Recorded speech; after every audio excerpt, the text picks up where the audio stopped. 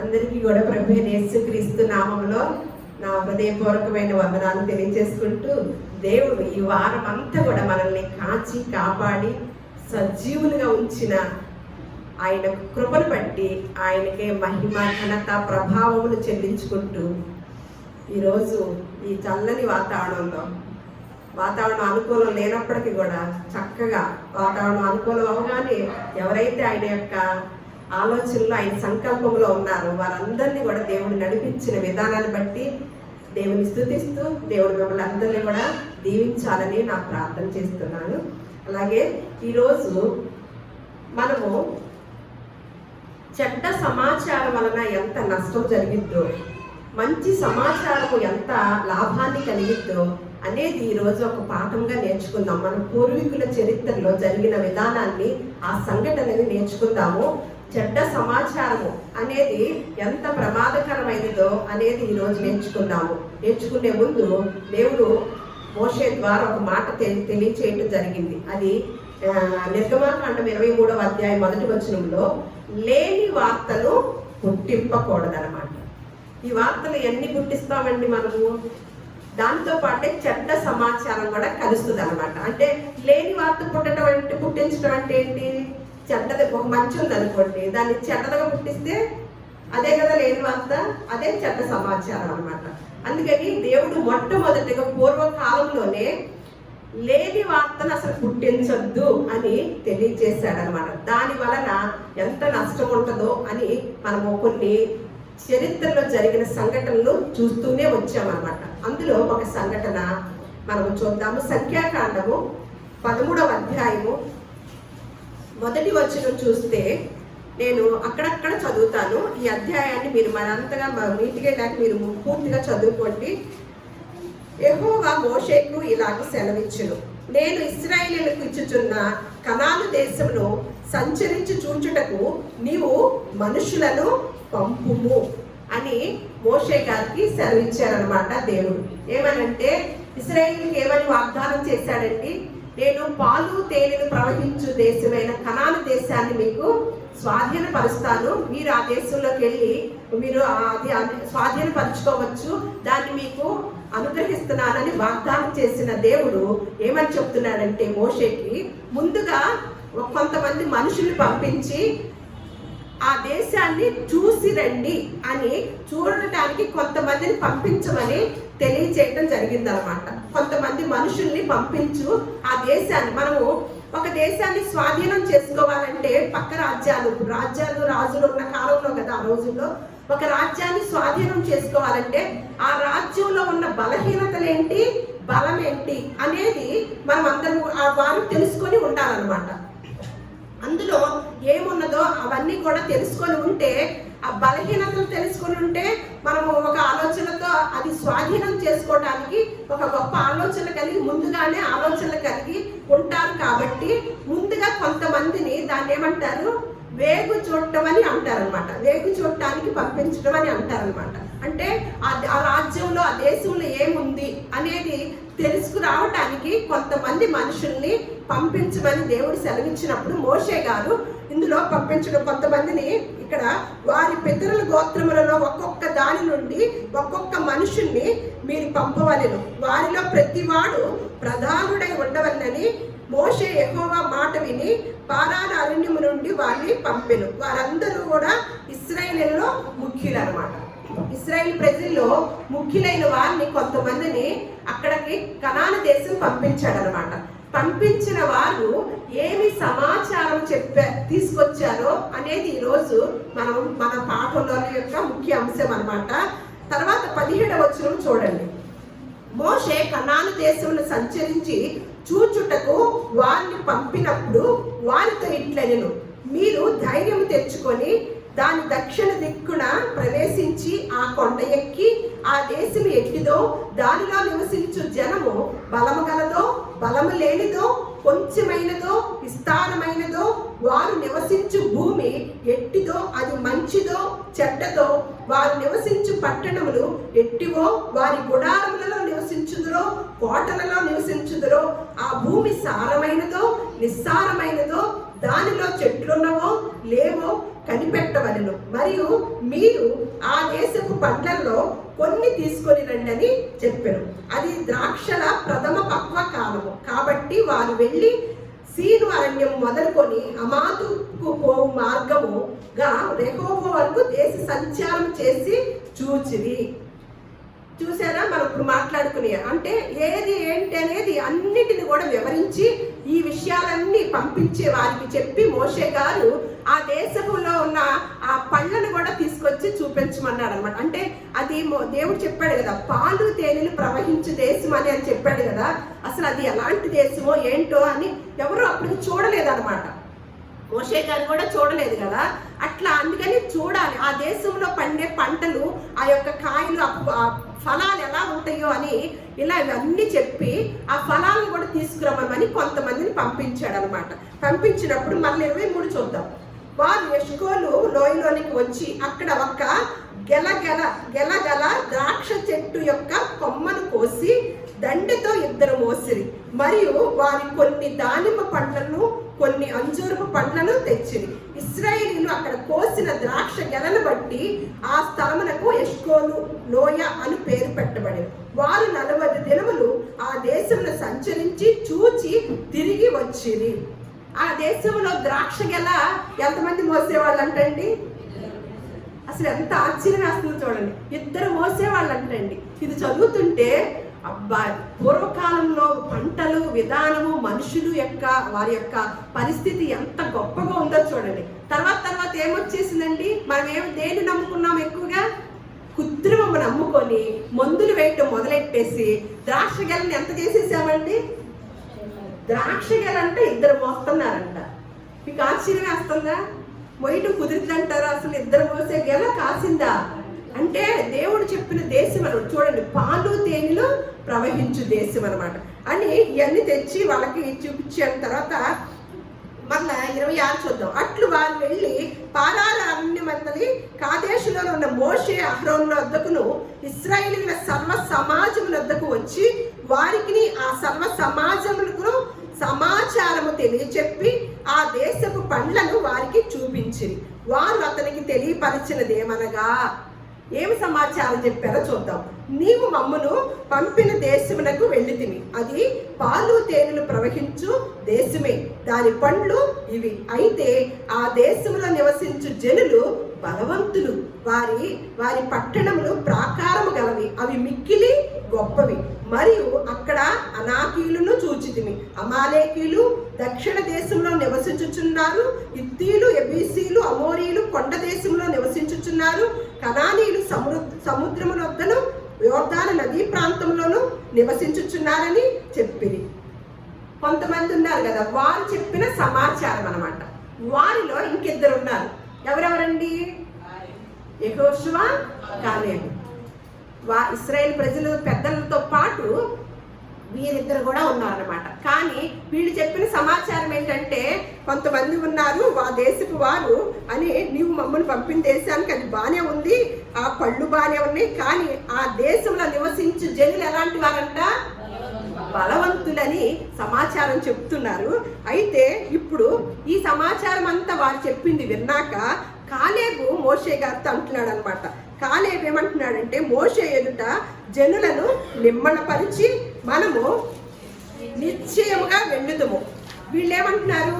అది మనము బలవంతులు, దాన్ని మనము స్వాధీనపరచుకోలేము అనేటట్లుగా చెప్పిన సమాచారముగా ఉంటుంది అనమాట. మనం ముందుకు చదివితే మనకి ఇంకే వివరణ తెలుస్తుంది. దాన్ని స్వాధీనపరచుకుందుము, దాన్ని జయించుటకు మనకి శక్తి చాలును అనెను.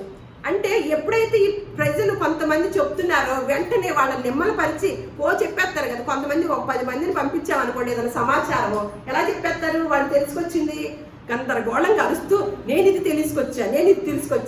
తెలుసుకొచ్చినప్పటికీ కూడా మోషే గారు అనుకున్నట్లుగా, దేవుడు నిర్ణయించినట్లుగా తెలియచేసుకొచ్చారండి సమాచారము? లేదు. సరిగదా? వారు బలవంతులు, అమ్మో అది స్వాధీనపరుచుకోవాలంటే చాలా కష్టమే అన్నట్లుగా సమాచారాన్ని తీసుకొచ్చినప్పుడు వెంటనే ఏం చేస్తున్నాడు? ఇక కాలేబు వాళ్ళని నిమ్మలపరిచి కాదని మోషేతో ఏమంటున్నాడు? దాన్ని మనము స్వాధీనపరుచుకుందాము, దాన్ని జయించుటకు మనకి శక్తి చాలు. అయితే అతనితో కూడా పోయిన ఆ మనుషులు ఏమంటున్నారంటే, చూడండి, ఆ జనులంట మనకంటే బలవంతులు, మనము వారి మీదకి భోజాలమనవి, మరియు వారు తాము సంచరించి చూచిన దేశమును గురించి ఇశ్రాయేలుతో ఏం సమాచారం తెచ్చారండి? చెడ్డ సమాచారం చెప్పి, మేము సంచరించి చూచిన దేశము తన నివాసులను భక్షించు దేశము, దానిలో మాకు కనబడిన జనులందరూ ఉన్నత దేహులు, అక్కడ నెఫిలీలు సంబంధులైన అనాకు వంశపు నెఫిలీలను చూచితిమి, మా దృష్టికి మేము మిడతల వలె ఉంటిమి, వారి దృష్టికి అట్టే ఉంటివని. మిడతలు ఎంత ఉంటాయండి? మనం ఎంత ఉంటాము? ఎలా చెప్తున్నారు వాళ్ళు, ఎలా పోలుస్తున్నారు చూడండి. అంటే నెగిటివ్ ఆలోచన అనమాట మనకి. ఎప్పుడైతే మోషే గారు పంపించారో, మోషే గారికి ఏం తెలియచేయాలి? వారు ఏది చూస్తే అంతవరకే చెప్పాలి. కానీ ఏం చెప్తున్నారు? నెగిటివ్ చెప్తున్నారు, చెడ్డ సమాచారం చెప్తున్నారు అనమాట. మిడతలు ఎలా ఉంటాయి అసలు? వాళ్ళ ముందంట వీళ్ళు మిడతల్లాగా ఉన్నారంట. నిజమేనది? మన మోషే గారి దగ్గర దేవుడు చెప్పిన మాట ఏంటి? లేని వార్తను పుట్టించవద్దు. ఏ వార్తను పుట్టిస్తున్నారు వీళ్ళు? మోషే గారి దగ్గరికి వచ్చి వాళ్ళేమన్నా మేము వాళ్ళ ముందు మిడతల్లాగా ఉన్నాం, వాళ్ళేమన్నా ఆజానుబాహులు. అసలు కుదిరిద్దే అసలుగా స్వాధీనపరచుకోవటం? మరి స్వాధీనపరచుకోవడం కుదరదు అనుకోండి, దేవుడు ఎందుకు వాగ్దానం చేస్తాడు? వాగ్దానం చేసిన దేవుడు ఎలాంటి దేవుడు అంట? నమ్మదగిన దేవుడు కదా, ఆయన వాగ్దానం చేయడు కదా. కానీ కొంతమంది యొక్క మనస్తత్వాలు చూడండి. చెడ్డ సమాచారం కనుక మనకి ఎవరి చెవినైనా వేస్తే ఎటువంటి శిక్ష వచ్చిందో అనేది మన పూర్వీకుల చరిత్రలో జరిగిన సంఘటనని ఇవాళ మనం ధ్యానం చేస్తున్నాం అన్నమాట. అంటే అది చెప్పేసి వాళ్ళు అలా ఆ మోషే గారికి చెప్పగానే వెంటనే అసలే వీళ్ళు ఆ అడవిలో అరణ్యంలో ఎన్నో సంవత్సరాల పాటు ప్రయాణం చేసిన తర్వాత మీకు కనాను దేశాన్ని మీకు వాగ్దాన దేశంగా మీకు ఇస్తున్నాను, అక్కడికి వెళితే మీరు ఎంత హ్యాపీగా ఉంటారు అని దేవుడు చెప్పినప్పటి నుంచి ఈ ప్రజలందరూ ఎదురు చూస్తూ ఉన్నారంట, కళల్లో తేలిపోతూ ఉన్నారంట. ఆ కనాను దేశం ఎప్పుడు వెళదామా అనేసరికి ఏం సమాచారం తీసుకొచ్చారు? ఒక్కసారి వాళ్ళ మీద నీళ్లు పోసేసినట్టు అయిపోయింది అనమాట. వెంటనే ఇశ్రాయేల్ ప్రజలందరూ ఏం చేస్తున్నారండి? వాళ్ళకి అసలు కంగారు ఎక్కువ కదా ఫస్ట్ నుంచి కూడా. అప్పుడు సర్వ సమాజం కూడా అంట ఏం చేస్తుందంట? అమ్మో ఇక మేము వెళ్ళే ప్రసక్తే లేదు, కావాలా మేమే మిడతల్లా కనపడితే కాదు మమ్మల్ని ఏం చేస్తారు? అంత మంచి దేశాన్ని దేవుడు మాకు ఇస్తారంటే ఇదేంటి ఇలాంటి మనుషులు ఉన్నారంటున్నారు, అసలు సాధ్యమే కాదంటున్నారు, ఇక మా జీవితాలు ఏమైపోతాయి, మా బ్రతుకులు ఏమైపోతాయి, ఈ దేవుడు ఏంటి ఎట్లా చెప్పాడు? అంతే కదా, దేవుడు మనకి ఎన్నో మార్లు వాగ్దానం చేసినప్పటికీ మనకు వచ్చే పరిస్థితులు బట్టి నిజంగా మనము దేవుడు వాగ్దానం చేసిన దాన్ని గుర్తు చేసుకుని ఉంటామా? అదే నిరీక్షణతోనూ అదే విశ్వాసంతో ఉంటామా? వచ్చే పరిస్థితిని బట్టి తల్ల క్రిందులైపోతామా? మరి నిజంగా చెప్పండి. వాళ్ళంటే మనకి ఈ స్టోరీ అంతా తెలుసు కాబట్టి అయ్యో దేవుడు కదా చెప్పింది వాళ్ళకి ఇస్తానని ఎందుకంత ఎలుగెత్తి ఆడవాలా, అంత కంగారు పడాలా? దేవుడే కదా చెప్పింది, అంత కంగారు ఎందుకని మనం తీర్పు తీరుస్తాం ఇక్కడ. కానీ మనకొచ్చే పరిస్థితిలో మనకి దేవుడు చెప్పాడు కదా, మీరు అసలు ఆలోచించద్దు. ఇందాక పాట పాడుకుంటూ ఏలియాకి ఎవరు ఆహారం పంపించారండి? మేము ఒక రత్నకుమారి గారి వాళ్ళ గృహంలోనే ఆ రోజు చాలా మంచి పాఠాన్ని చెప్పుకున్నామండి. గృహ కూడికి జరిగింది అక్కడ, చాలా ఘనంగాను కాకుల గురించి చెప్పుకున్నాం అనమాట. ఆ కాకుల గురించి చెప్పుకుంటే ఆ పాఠం ఎంత బాగుందోనండి. ఏం చేసినాయి అంట? ఇందాక పాటలో పాడుకున్నాం కదా, ఏలియాకి ఎవరు తీసుకెళ్లారు ఆహారం? ఎవరి ద్వారా పంపించాడు? మనుషుల ద్వారానా? కాకులు. కాకులకి ఏమేమి పంపించాడు? రొట్టె, మాంసం. ఆ రెండు చూస్తే కాకులు ఏం చేస్తాయి? వదులుతాయా? ఏలియాకి ఇస్తాయా? ఇష్టమైన ఆహారం ఏంటి కాకులకి? రొట్టె, మాంసం. అసలు ఇష్టమైన ఆహారము అవి చూస్తే వదలవు. అసలు ఏలియాకి పెట్టే మనసు కూడా రాని కాకులు కదా అవి. మరి ఎవరి ద్వారా పంపించాడు ఆహారము? అది కూడా ఉదయము మధ్యాహ్నము 3 పూటలంటండి, సాయంత్రం. ప్రతిరోజు ప్రతి పూట దేవుడు ఏ ఆహారం అయితే వాళ్ళ ఏలియా కోసం సిద్ధం చేశాడో అక్కడికి మనిషి సంచారం వెళ్ళలేని ప్లేస్కి కూడా దేవుడు ఆహారాన్ని పంపించి ఏలియాని పోషించాడంటే అది కథ అనుకున్నారా? కథలాగా చదువు. పరిశుద్ధ గ్రంథం ఎప్పుడు కథ కాదండి. బయట ప్రపంచంలో ఉన్న గ్రంథాలన్నీ కూడా కథలే, కానీ వాస్తవాలన్నమాట. అంటే ఆ రోజుల్లోకి వెళ్ళండి, ఏంటి కాకుల ద్వారా ఆహారాన్ని పంపించాడా, మనిషి సంచారం కూడా చేయలేని ప్లేస్కి. అమ్మో, దేవుడు ఎంత గొప్ప దేవుడండి అని అనుకుంటామా? మరి అలాంటి దేవుడు ఇక్కడ ఏం చేస్తున్నాడు? వీళ్ళకి పాలు తేనెలు ప్రవహించు దేశం, అందులో ఎలాంటి సిద్ధం చేశాడు? ద్రాక్ష గెల కూడా ఎలాంటి గెల అంట? ఇద్దరు మోస్తారా? ఇద్దరు మోసి అంత బలమైన ఫ్రూట్స్ని సిద్ధం చేసి ఉంచాడా? మరి వీళ్ళు ఏం చేస్తున్నారు? వెంటనే ఏం సమాచారం తీసుకొచ్చారు? కొంతమంది రకరకాల మనస్తత్వాలండి, రకరకాలు. వీళ్ళేమన్నా, మిగతా ఉన్న జనమేమన్నా అసలు చెడ్డ సమాచారం వినగానే దేవుడిని పక్కన పెట్టేసి ఏడవటం మొదలెట్టేశారు.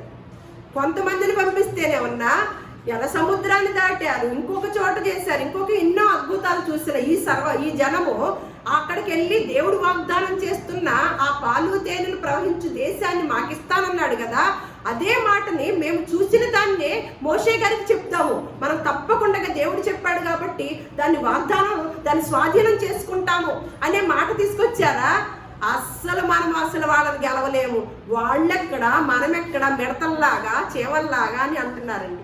ఇక అప్పుడు మనకి ఎప్పుడైనా అలాంటి సమాచారము, చనిపోయే స్థితిలోనే ఉన్నామనుకోండి, సరే డాక్టర్ గారి దగ్గరికి తీసుకెళ్లారు, చనిపోయే స్థితి కాదు, ఒక అనారోగ్యం వచ్చినప్పుడు డాక్టర్ గారి దగ్గరికి తీసుకెళ్లారు. డాక్టర్ గారు చూసేది, అమ్మో ఈవిడ్ని ఏంటి ఇప్పుడు తీసుకొచ్చారు, చెయ్యి దాటిపోయిందే, క్షణంలో ఏమైందో తెలియదే అనేసి ఆ పేషెంట్ దగ్గర డాక్టర్ అనేసాడు అనుకోండి, ఏమైపోద్ది పేషెంట్? చచ్చిందో బ్రతికిందో తెలియదు, కానీ ఈ డాక్టర్ మాటకి ఏమైపోద్ది? సగం కాదు, పూర్తిగా చచ్చిపోద్ది. అంతే కదా. అదే చావు బ్రతుకుల్లో ఉన్న మనిషినైనా సరే డాక్టర్ గారి దగ్గరికి తీసుకెళ్ళారు. ఏం పర్వాలేదమ్మా, నేనున్నాను, దేవుడు ఉన్నాడు, తప్పకుండా నీకు వైద్యం చేసి నిన్ను బ్రతికిస్తానమ్మా అంటే ఒక్క మాట ఎంత మెడిసిన్తో సమానమో తెలుసా అండి? అందుకని మంచి సమాచారము ఏం చేస్తుందంట కదా, ఎముకలకి ఏం చేస్తుందంట. మరి చెడ్డ సమాచారం ఏం చేస్తుంది? ఎంతమందిని అసంతృప్తులు చేసిందో చూడండి.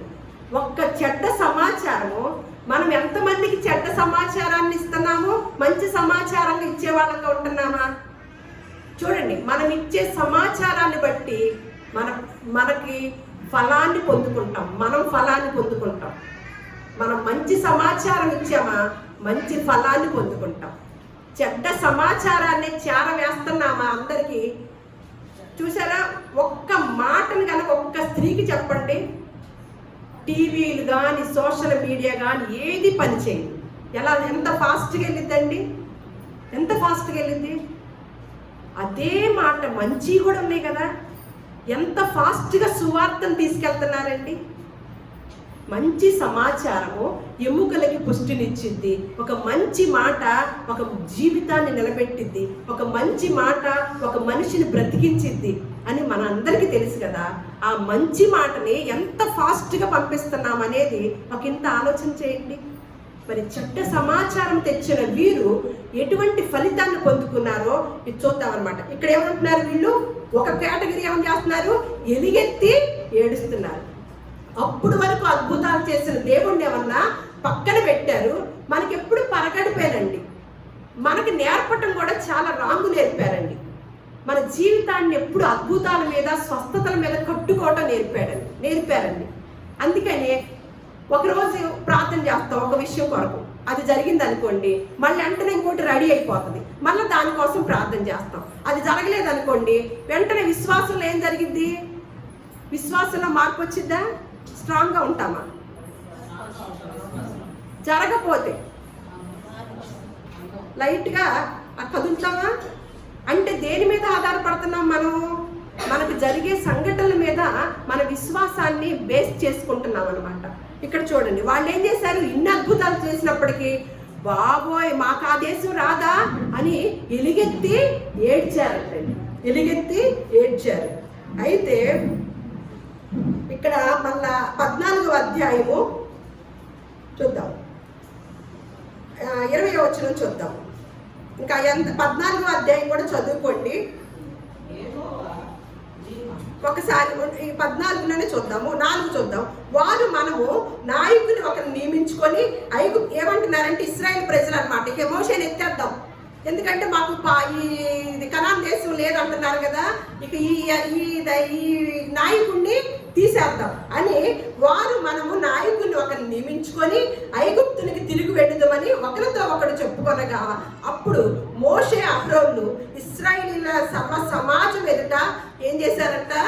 సాగిలపడినంట. అప్పుడు దేశమును సంచరించి చూచిన వారిలో నుండిన నూను కుమారుడకు యెహోషువయు యెఫున్నె కుమారుడకు కాలేబును బట్టలు చింపుకొని ఇశ్రాయేలీయుల సమాజముతో, మేము సంచరించి చూచిన దేశము మిక్కిలి మంచి దేశము. వీళ్ళేం చెప్తున్నారండి?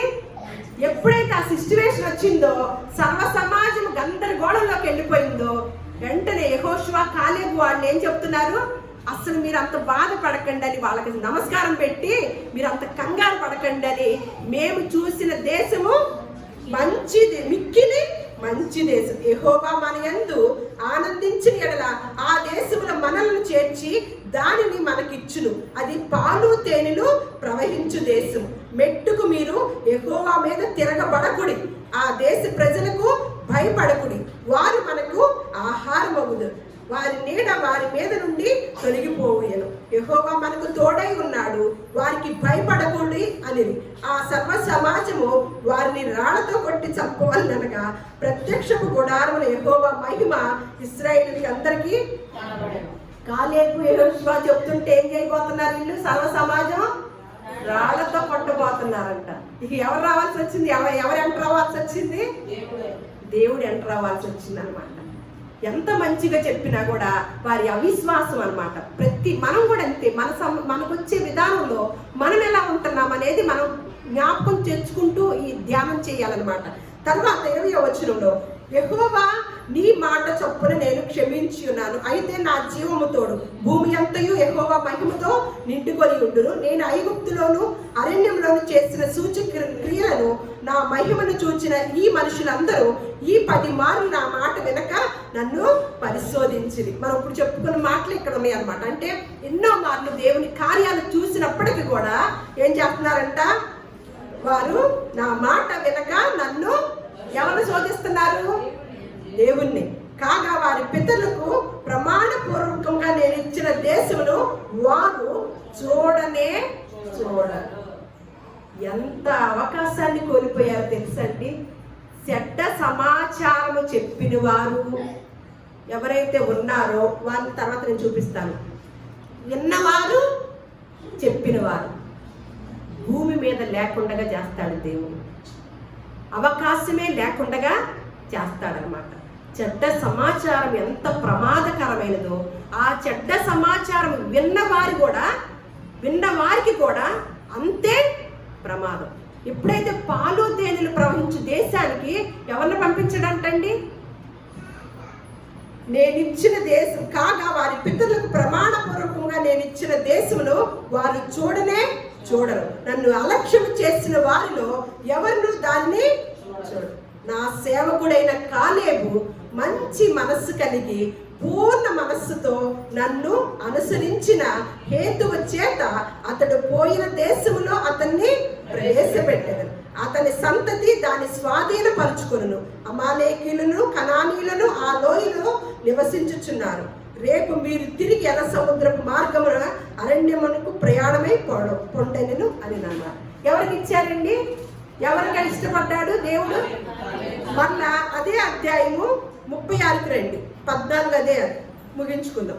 ఆ దేశమును సంచరించి చెడ్డ సమాచారము చూసిన వారికి ఏం శిక్ష పడిందో చూద్దాం. ఇక్కడ ఆ దేశమును సంచరించి చూచుటకే మోషే చేత పంపబడి తిరిగి వచ్చి ఆ దేశమును గూర్చి చెడ్డ సమాచారము చెప్పుట వలన సర్వ సమాజము అతని మీద సడుగునట్లు చేసిన మనుషులు, అనగా ఆ దేశమును గురించి చెడ్డ సమాచారం చెప్పిన మనుషులు యెహోవా సన్నిధిని తెగులు చేత చనిపోయింది.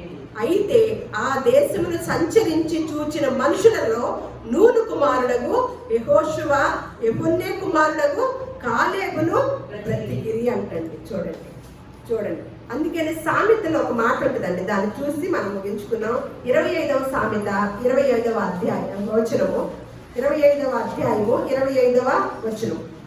దప్పికొనిన వానికి చల్లని నీరు ఎట్లుండునో దూరదేశము నుండి వచ్చిన శుభ సమాచారము అట్లుండనంట. ఎలా ఉంటుందంట? శుభ సమాచారము బాగా దాహంతో ఉన్న వారికంట చల్లని నీళ్ళు ఇస్తే అలా ఎంత బాగుంటుందో. దూర ప్రదేశం నుండి వచ్చిన అంటే మనం చూడము, కానీ ఎక్కడో దూర దేశం నుండి మనకు ఒక కబురు వచ్చింది, ఒక మంచి కబురు వచ్చింది, మన సంతోష పెట్టే కబురు వచ్చింది. అప్పుడు ఎలా ఉంటుందండి? ఇలాగే ఉంటుందా? ఎండాకాలంలో కనుక దాహం దాహం అని ఆరాట పడుతూ ఎదురు చూసిన వారికి చల్లటి నీరు ఇచ్చినప్పుడు ఎలా పోలుస్తున్నారో చూడండి. సమాచారం, శుభ సమాచారము ఎంత బలాన్ని ఇస్తుందో, చెడ్డ సమాచారము విని వారు చెప్పిన వారు కూడా ఏమైపోతారంటున్నారు? తెగులుతో చనిపోవటం జరిగిందనమాట. అంటే మనము ఏది లేని వార్తను పుట్టిస్తున్నామా? చెడ్డ సమాచారాన్ని మోసుకొని పోవటం మన జీవిత కాలంలో ఎక్కువ సమయం ఉందా?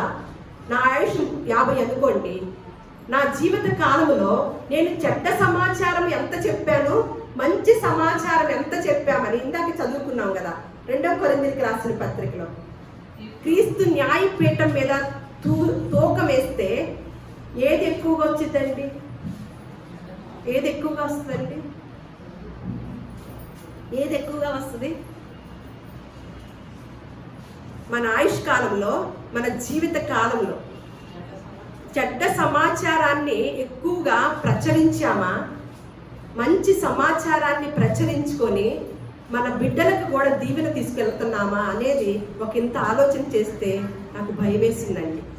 నేను లెక్కలేసుకుంటూ ఉన్నా, నేను ఎంత చెడ్డ సమాచారాన్ని పంచాను ప్రజలకి, ఎంత మంచిని పంచాను అంటే చెడే ఎక్కువై ఉంటుంది. నాకు తెలిసి నాకు చిన్నప్పటి నుంచి నేర్పలేదు కదా ఈ భక్తి. బాలుడు నడవలసినప్పుడు వాడికి నేర్పించినప్పుడు అది దానిలో నుంచి పెద్దవాడైనప్పటికీ కూడా తెలియదు.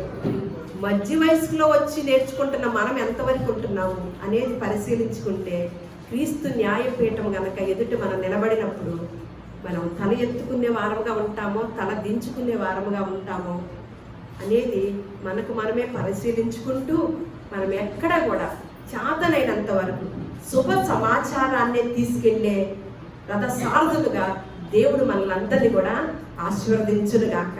దేవుడు మిమ్మల్ని అందరినీ కూడా దీవించి వర్ధిల్ల చేసి ఈ వేసవ కాలంలో ఆయన చల్లని రెక్కల నీడలో మనల్ని అందరినీ కూడా భద్రపరచునుగాక.